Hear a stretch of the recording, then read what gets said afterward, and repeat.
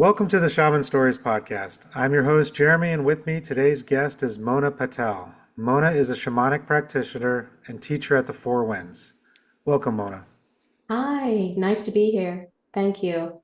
So, why don't you go ahead and tell people a little bit about what you do today with your practices? Sure, my practice is healing light alchemy, and I mostly use shamanic techniques to help my clients. A lot of my clients come from the medical world, the dental world, and corporate. And the biggest thing is disconnection to themselves and fatigue and burnout. And we start with the shamanic techniques to help bring them back to themselves, reconnection to themselves. And it's a journey and it's beautiful. And, we start to get people to actually be connected with a divine part of themselves, trust themselves, trust their intuition, have a better way of living, more in balance. Nice. And so, with this podcast, we talk about the journey of where you started and then how you got to where you're at today. So, what was life like for a young Mona? Ah, young Mona as in childhood Mona? Yes, like did you Ah, have these yeah. kind of practices growing up? Were your parents doing anything like this? Were you Not at all. ultra No. conservative or religious? What was life like? So, oh my gosh. So I grew up, I'm Indian. My background is Hindu Indian, and my father was an atheist, didn't believe in God, spirit. My mother and father had an arranged marriage, so they were strangers when they were married. And so growing up was really living in a household where you had to navigate between two people who didn't know how to communicate. And you were often put in the middle of it. And you became slowly like the caretaker or the friend of a parent. And growing up very quickly. And in doing that, with having both mother and father wounds, you I became very a people pleaser, a very highly sensitized child, very empathic, sensing energies, trying to keep everyone happy. So that was my childhood. And recently I was doing a talk on this, and it came home to me that I grew up with fear, which a lot of us do, but actually I became fear. I was really fearful. And that fear became so ingrained in me and part of my DNA that you could smell it off me, which then allowed, I was bullied at school, because it was easy. I was so fearful, and I brought out the worst in certain personalities, the victim.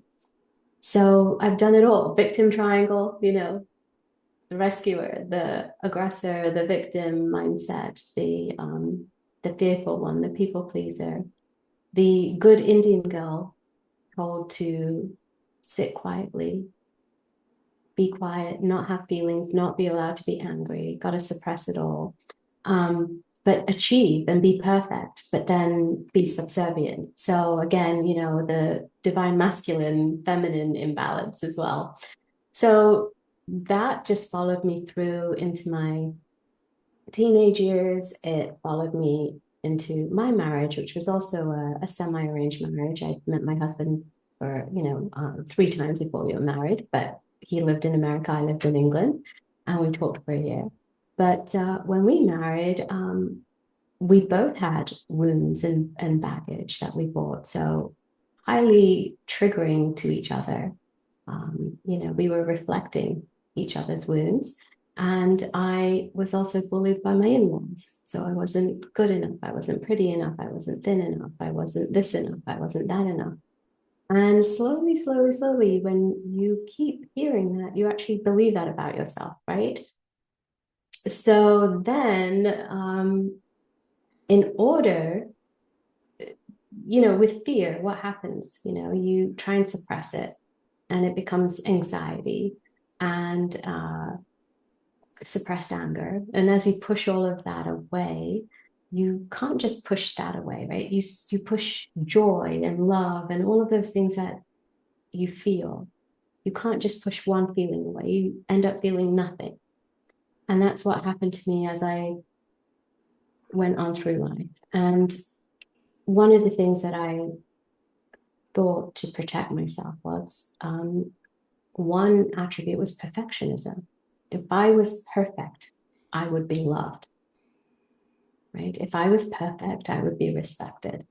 So everything had to be perfect. My house, my life, my kids, my husband, my dental practice. So I became that overachiever because seeking that perfectionism. And one day, I think I was 48 years old, and I woke up and I remember that day. It was just a really crazy day at work, and I was putting out the fires and I was trying to be perfect for everyone. I was trying to, in doing that, you control your environment, right? So you're so controlling and so rigid. And I was tired, really tired. And I came back home and I was like, oh my gosh, I've got to put the sheets on the bed. And that was the day, those fitted sheets we all have. That's the day my fitted sheet broke me, literally broke me. I put one corner on and I went to put the other corner on, and the first corner flipped off. I'd get two corners on and the third corner would flip off. It would just go round and round. And for 10 minutes, I was doing that until I just literally was like, I am doing the same thing and it's not working. And I looked up and I just said, God, is that all there is? Is that all there is? Because I can't go on for another 10 years. And it was like, when I sit and think about it, and I think a lot of us have this, we don't remember who we are. We do remember how to play all the roles that we're stepped into. For me, wife, dutiful daughter-in-law, dutiful wife, best mother, best boss, amazing dental practitioner, looking after my patients, all these roles.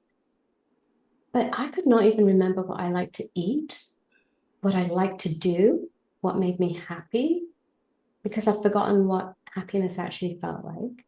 I knew everything about every single person in my life. Like I knew what everything my team members would like to eat or drink, what my husband liked, what my kids liked, but nothing for me. I was just so disconnected from myself.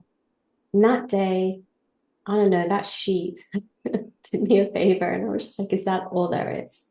So that is like how I started. And that day was a turning point, because after that, things started to shift and happen. And so a shift in which way? I mean, so you said that happened when you were 48. Mm-hmm. So obviously that's a long time of playing these roles, a long A time long not time. Yeah. even thinking about, doesn't even sound like you really had spirituality No, there on at the was time. no, ah, So once yeah. the sheet broke you, what was the next step? Like, What happened, right? Yeah. Well, and there was no spirituality. Let me tell you, when I was growing up, I had guides and angels that I would talk to, but I thought, I was told they were imaginary friends. I would see things and imagine things. Like I would dream of my grades, and that was exactly how they were and exactly how they were written and things like that. But it all went away by the time I was 16, 17, right? Um, but what happened after that day? And there was no spirituality in my life. In fact, I refused to go to the Indian temple. I was like so angry at God, so angry. I just didn't believe in anything. And after that day with the fitted sheet, a week later, I woke up in my dream, and I never really dreamt. I would never sleep well. I never dreamt. But that night, I woke up in my dream and I was in a forest and I was tending a fire.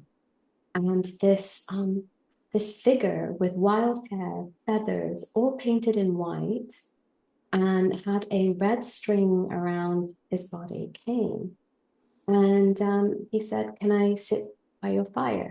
I was like, "I don't know who you are. No, you can't." And so he walked away and left. And that's all. The next day, the next night, I had the same dream and the same thing happened. And I was like, "No, this is weird. No, I don't know you." Third night, same thing happened. And I was still like, fear, no, what is this? What is happening? And fourth, fourth night, same thing. And when I looked up and I was about to say no, he just looked at me, he tapped me on the head. And he was like, "Silly girl, don't you know I'm an ancestor?" And I'm like, "Oh, okay." And he's like, "Let me sit by your fire." And I'm like, "Okay." And we just sat there and we stared at the fire. And it was as if we were communing without speaking, no words, but just sitting there. And at the end, when the dawn started to come up, the sun came up, he took this beautiful cornucopia, and it was filled with light, and he put it in my root chakra. And I woke up and I felt such a beautiful sense of hope and peace and love and safety. I woke up and I didn't feel alone and scared anymore. And then after that dream, things started to shift. I started to meet people who I think helped me get on the right path of understanding what spiritual awakening is. My practice of 30 years got sold just like that. And the next thing I know, spirit took me out of all of that life and moved me to Florida. And what was really interesting is that my practice got sold a few months before COVID. And when COVID happened, I was meditating twice a day. I was journaling. And every time the new moon and full moon would happen, I would write down that I see myself living somewhere tropical, where there's bougainvillea and hibiscus, and there's the sea, and there's the ocean, and all this. And next thing I know, that's exactly where I'm living. I'm like 5 minutes from the ocean, and I've got bougainvillea and hibiscus all around me. And so spirit answered my call of, is that all there is? Moved me here. And when I moved here, within a few weeks, I heard about the Fourwinds in 4 different ways. And I'm like, if that's not a message. So I signed up with Fourwinds, and ever since then, I've been on this shamanic path, started my energy practice, and also I love teaching. That's my passion. I taught when I was a dentist as well, and I love teaching. And so being part of the Fourwinds and the faculty and teaching as well has been huge part of my path. And when you made that shift, so obviously you had your old life and now you're in your new life.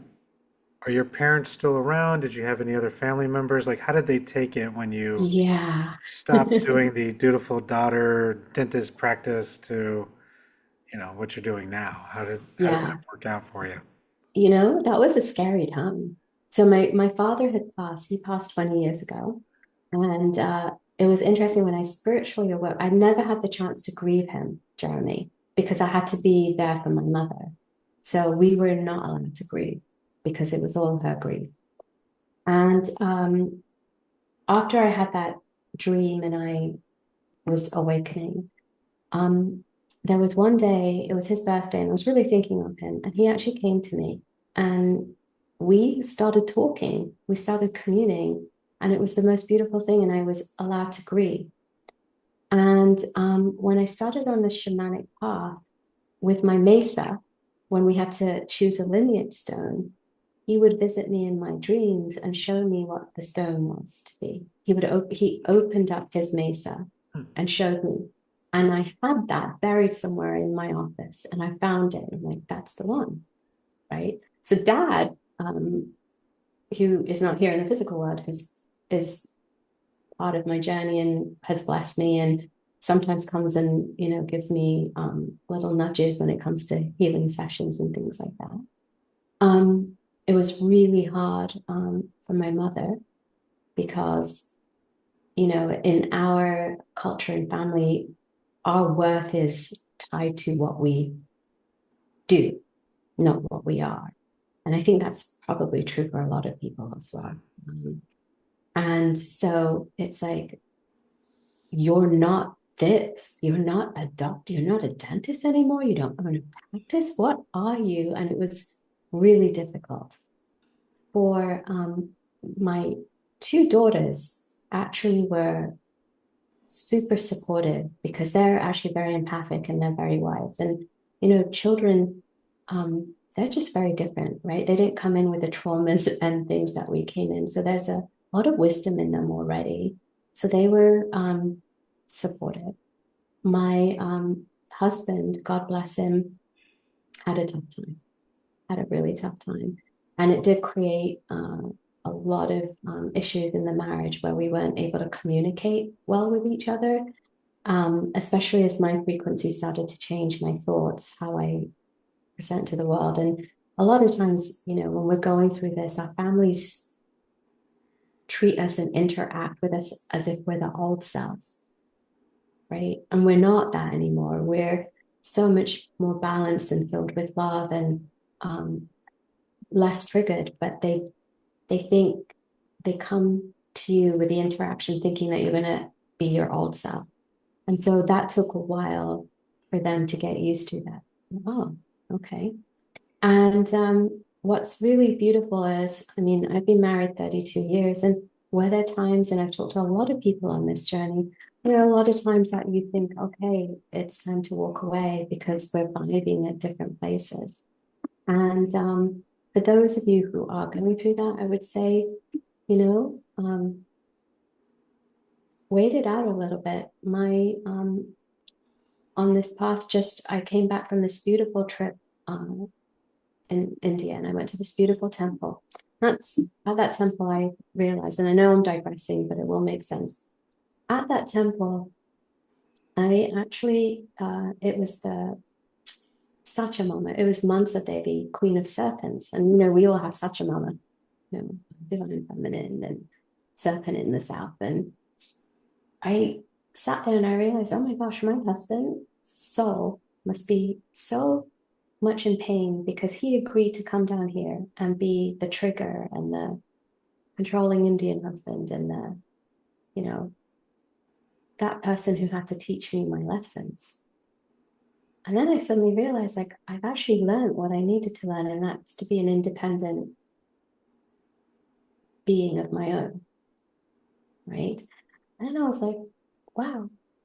And I sat there under the sacred people tree and I just said, oh, I release my husband from being the role that he's taken on. I release him. I release him from being all of those things. And when I got home, well, 2 days later after I did that, he called and was like, I feel like I released a ton of things. And I realize I think I'm having a spiritual awakening. So it's very powerful when you understand the people and situations in your life. They are actually our best teachers. And when you understand that and you see from eagle view what the lesson is and what they came here to do, and you can have compassion and love for the people that you think hurt you, but we're here to teach you, and you release them from that role, I think magical things can happen. I think that's really good advice because a lot of times people get too bogged down in the emotions of all of it. They don't want to see it. And we take our own journeys, but it's not just about us because all these other people have influenced how we've even started our own journeys and where we go Yeah. from there. Yeah. So yeah, I found the same thing in my own life where I'm elevating and then suddenly everyone seems different around me and we're having issues. But a lot of times people start shifting and changing too because they're seeing Around you as you. the example. Yeah. I agree. And it's not that you have to actively give them healing sessions or do anything, just your mere presence and your mere energy. And it's not that you're sending out love, you're just being love Mhm. and being compassion and being patient and being accepting and being non-judgmental. All of the, teachings of the shamanic path and Fourwinds, non-judgment, acceptance, non-engagement, all those things. And when you are those things, you will see, even without you doing anything, they start to shift and change in their time. And that's the beauty of it. We can't control our loved one's journey, right? But we can just be for them. Yep. And sometimes those journeys will separate you for a little bit and bring you back, and Yeah. it's completely normal, but Yeah. it's hard And to I get out think of that. it really is. And I would say that for 5 long years, I kept thinking, is it time to walk away? Is it time to leave? Is it time to leave? But there was so much in my heart that was telling me no. And every time I would reach out to my guides and, work with our archetypes, Sachamama and Jaguar, be like, no, it's not time. And now I understood it. I hadn't understood my lesson yet. And that was it. And then once I understood it and released it, it was a great shift in my spouse. But I'm seeing it in my family, my extended family, and everything. And it's just a very beautiful thing to see. But I think we just have to sit in our neutrality and not run out to rescue and also think it's happening to us. It's all happening for us. But sitting in our neutrality is like the most powerful thing we can do for our loved ones. Yeah. So with that, you mentioned he's having his own spiritual awakening. Is he kind of going down the same path as you, or is he looking at different options? He is looking at different options. He's interested in shamanism, but he's not quite ready for that. So he is, um, listening to many podcasts and spiritual awakening, podcasts, etc. So I think he'll find his way, and that's the thing. The beauty of it is that I could give him all this guidance, but if he's not ready for it, you know, it's not going to work. Or even if Mm, he just doesn't connect to it too. I mean, he might have yeah. his own connection where he's more interested. He might be more interested in the sound healing. I see the bulls behind you, or Yes.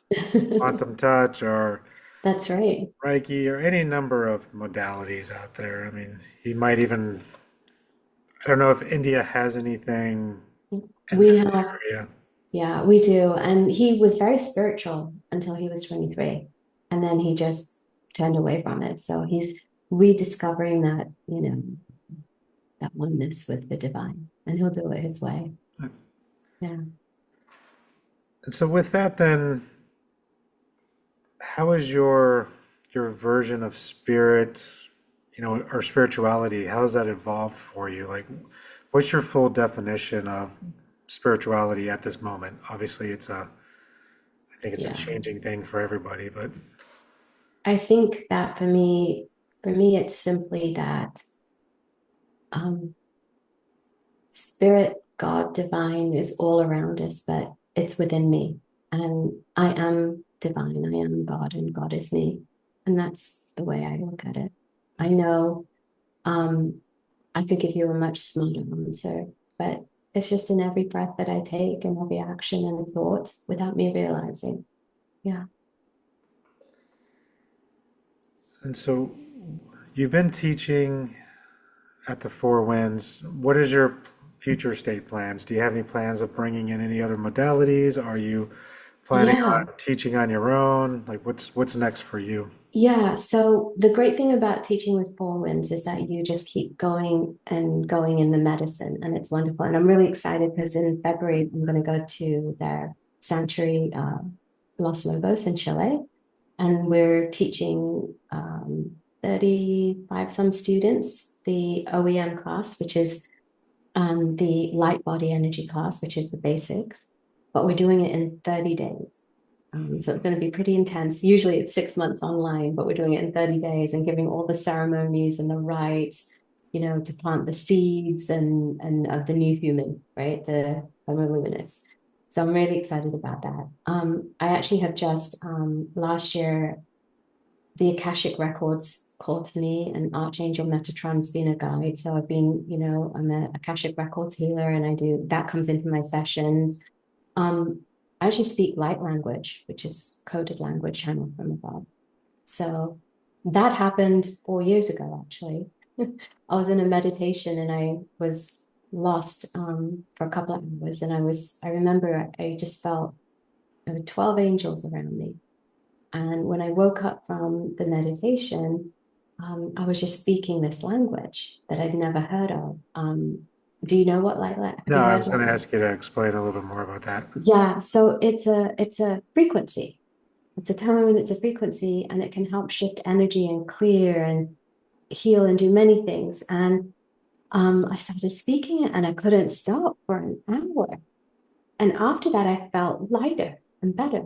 And then I started to realize I was using it, I can use it to shift energy. And then when I was at work, I started to use it silently when I was giving anesthesia to patients, and they would not feel anything and they would just be calm and be relaxed. And um, uh, then it started to come up in big healings and clearings. So I use that as well as my shamanic techniques. And yeah. Do you want to hear a little bit about Yeah, it? please. I was Yeah. going to ask. I didn't know if you were. Yeah, because it feels, I've never heard of it, so I was curious how yeah. this works. And yeah, so it's coming down and it just wants to give like a little bubble of joy and fun. So it's like, "Yahla mahtia muhtia sa ohiana mataya natia sa ka oksini. Metana tela sa. Yesana mahanyene si torke ni amasa. La daria matadan. Yasa torke asa."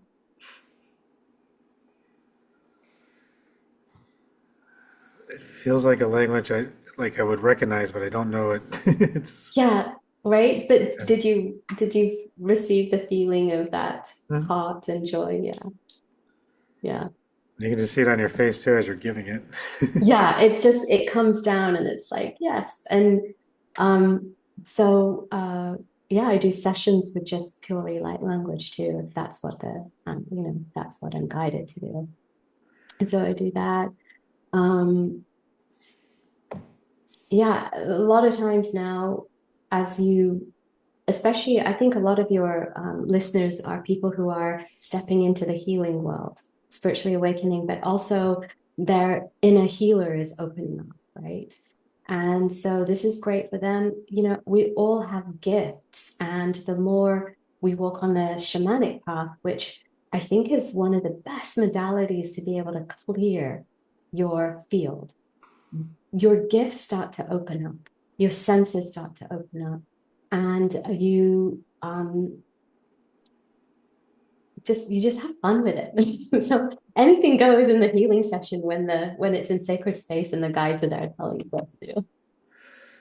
Yeah, that's the important thing too for people. It's just because you pick one path today doesn't mean you're stuck in it. Like you can mix and match, you can grab pieces that work from other things, put it together. It doesn't have to be all or nothing, you know. Yeah. I've my last year has spent in a deep dive. I was with Alberto Villaldo.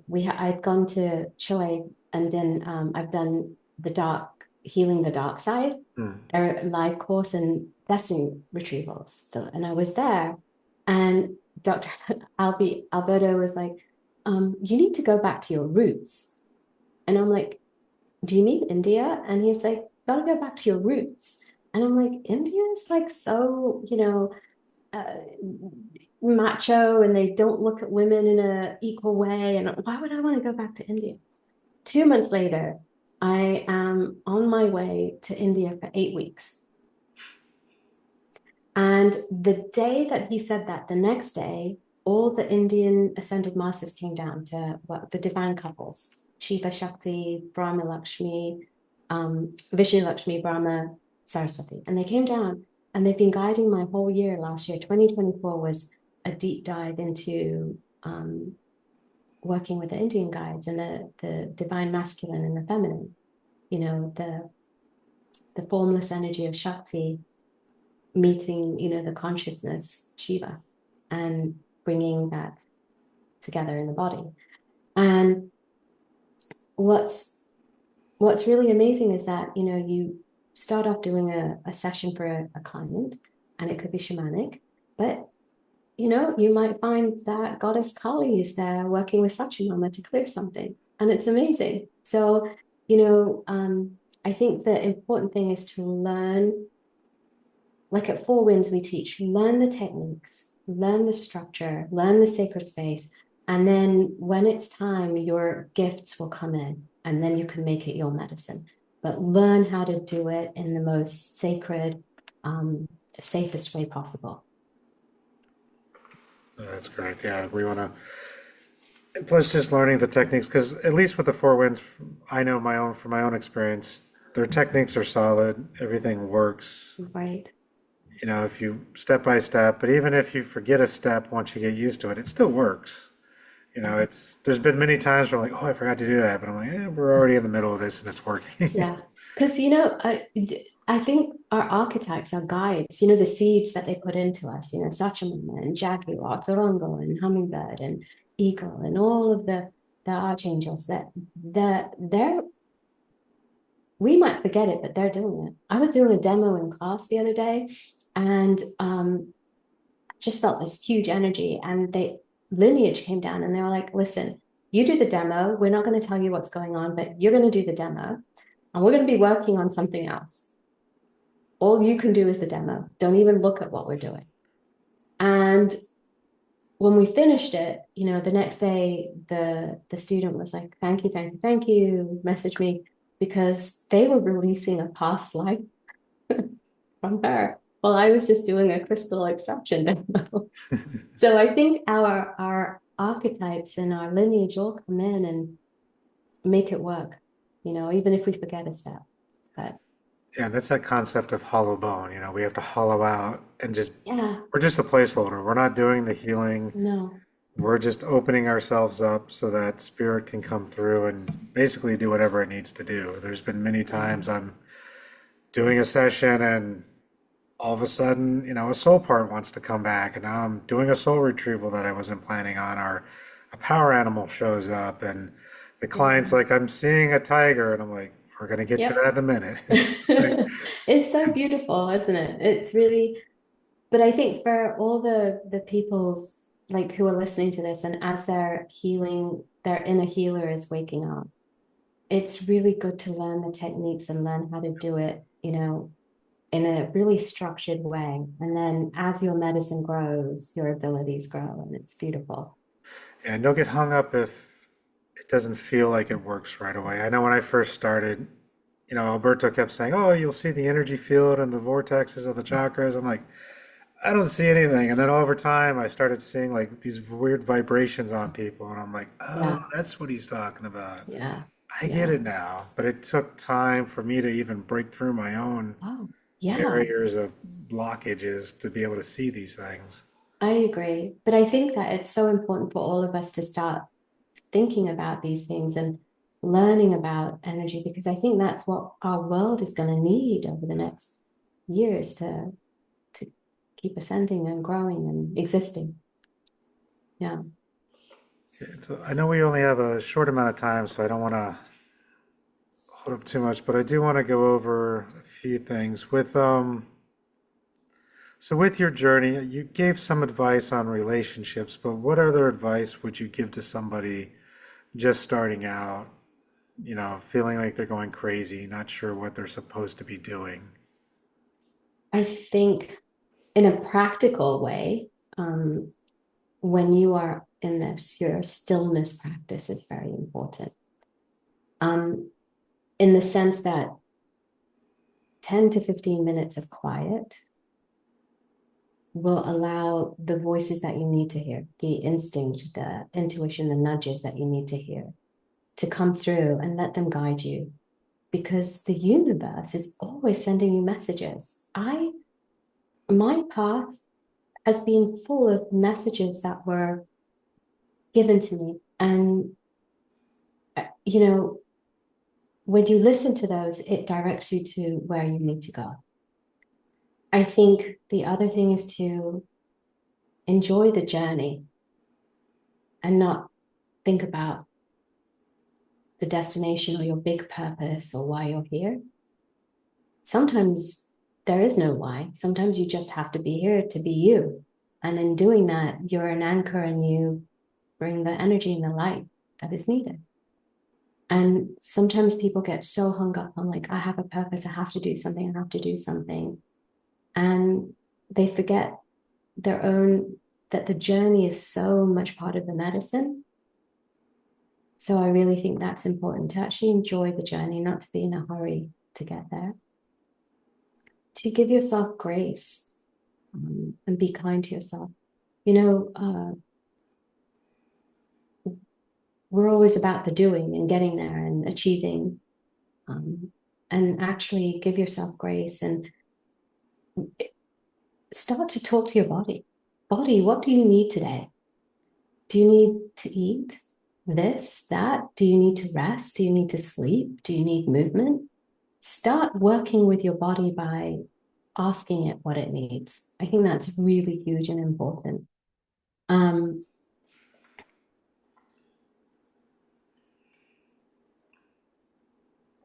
I think those are the major things I would say.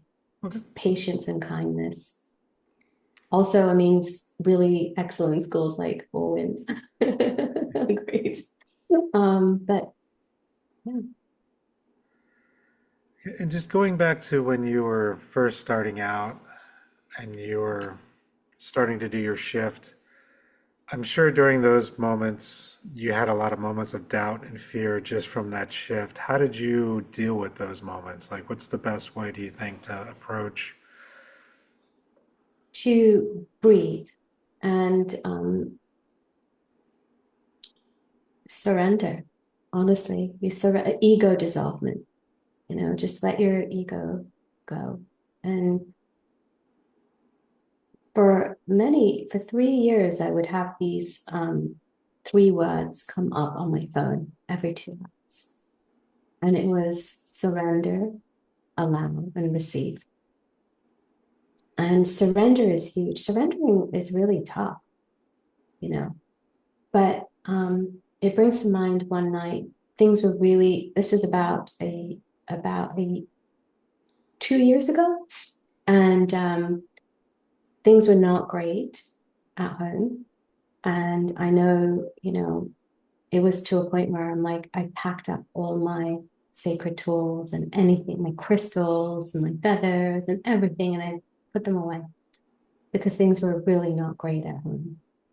And that whole night, I tossed and turned, tossed and turned. And I just woke up and I realized that going along this path is frightening and scary, right? When you spiritually awaken and you know that people are going to think one way or the other. They're going to be either accepting, supportive, or they're just going to be like, what is that? But walking now without spirit, without the connection to the divine is even scarier. And that's what gave me strength to carry on. It's good advice. So with that, I want to start wrapping it up because I know you're short on time today. So is there anything else about your journey that you feel is important to share? Anything else that might have come up while you're thinking of the other questions? I mean, so much, but we don't have time. But the I think that it's really important to remember that healing begins with opening your heart chakra. Everyone's so worried about the opening the third eye, you know, but in actuality, well, first of all, we need to really work on our lower chakras. But your heart, opening your heart, is the portal to healing. And when you connect your heart and your third eye, that's when knowledge actually becomes wisdom. Sounds good. So, with that, I want to start wrapping it up, 'cause that way you can make it to your next meeting. Do you can you tell people where they can find you if they're interested in reaching out to you or working with you? Sure. I'm on Facebook and Instagram and Dr. Mona Patel on Instagram and Facebook. I have a website, www.healinglightalchemy.com. I'll make sure all that's in the show note as well. Yeah, thanks. And I'm excited for 2025 because I have a program coming out for those who are just opening, just spiritually awakening. And we have so many resources, but just how to go through that and navigate it, where it can be a softer, gentler ride with your family and not so harsh and a jolt. And then I'm doing a retreat in India in October for leading a soul-led life, where we can it's all about balance, right, Jeremy? Everything is balance. And just because you're stepping into the healing world doesn't mean that that's all there is. And we have to forego being human and having our human experience, right? Our soul came in for everything. And so it's how do you live your best soul-led life and enjoy your humanness as well. So that's what the retreat is about too. Okay. And do you have a timeline for that first class? No, I should be releasing it in March, right after I come back from teaching the residential. Okay. Is that going Yeah. to be like an online only or like a hybrid course where you meet like as a Hy group or okay. Hybrid, yeah. Yeah. Okay. Yeah. Online. I think it's really great to have community and all of these things to share experiences because we actually learn from each other, right? Your experience is going to be different to my experience, but when we get a chance to talk about it, we can learn things, you know, which is huge. Yeah, and I think those courses are always better too because you get accountability without even trying to get accountability because you want to show up and you want to Yeah. learn from everybody else versus, and not to downplay them, the Udemy courses can be good too, but where you just pay for something and you're just watching modules only, it's a complete different way of doing it Yeah, versus an and online part. exactly. And I think that, they're sharing experiences and meeting is like being around the fire, Mhm. and sharing the stories is how we actually help each other more sometimes, I think. Sounds good. So yeah, I'll definitely link all that up in the show notes. People should check it out. It sounds like that'd be a good starter course too for people who are Yeah. just starting out and just want to get a little bit more information and figure things out for themselves. Yeah, it helps with the confusion of like, what am I doing? Am I going crazy? Am I having a psychotic breakdown? Like the angels are coming down, light language is coming down. No, you're not having a psychotic breakdown. You're just opening up. And it's a good thing. Yes. Perfect. I appreciate your time today. Thank you. Thank you, Jeremy. Thanks for having me on. Bye. Bye. Thank you for listening to this episode of the Shaman Stories podcast. If you have any interest in the services that I provide or the services of my guest, please click the link in the show notes below.